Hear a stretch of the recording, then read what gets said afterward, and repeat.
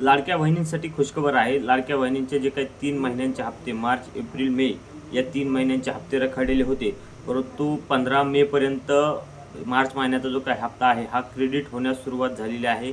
तुम्हाला 15 मे पर्यंत हा जो काही हप्ता आहे फक्त मार्च महिन्याचा हा 15 तारखेपर्यंत तुमच्या हप्त्यावरती तुमच्या खात्यावरती क्रेडिट होऊ शकतो। सध्या हा हप्ता क्रेडिट व्हायला सुरुवात झालेली आहे।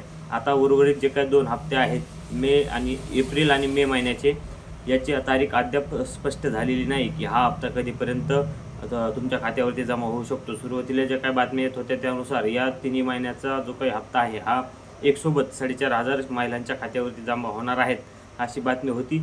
परंतु फक्त मार्च महिन्याचा जो काही 1500चा हप्ता आहे हा सध्या महिलांच्या खात्यावरती जमा होण्यास सुरुवात झालेली आहे।